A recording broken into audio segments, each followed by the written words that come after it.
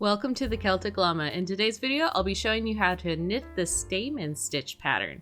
For this pattern, you just need to know how to knit and cast on, and you want to cast on any even number. If you need help with any of those stitches or techniques, please check down in the description below for my videos on how to do those stitches and techniques.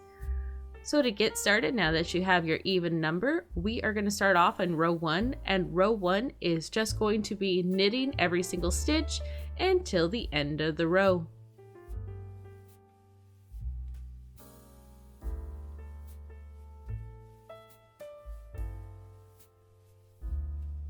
Here we are finishing off row 1.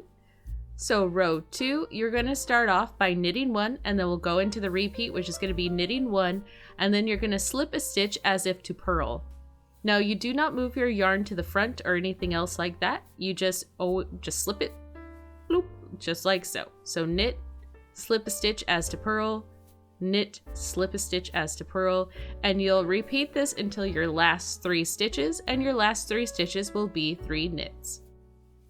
Now for row 3, we are just going to knit every single stitch until the end of the row.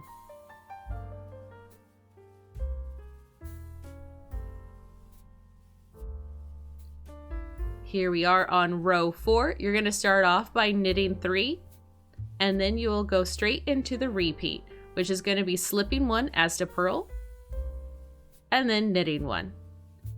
Again, the repeat is slipping 1 as to purl, and then knitting 1. And you'll repeat this all the way until your last 2 stitches, and your last 2 stitches will be 2 knits. Now just make sure that you keep that string behind as if to knit, but you're slipping as a purl, and there you have it. That's how you do the Stamen stitch pattern. For this pattern, you need to just repeat rows 1 through 4 until you get your desired size. Hopefully you found this video helpful. If you did, please give it a like, and I look forward to seeing you in the next knitting video. Have a happy knitting day.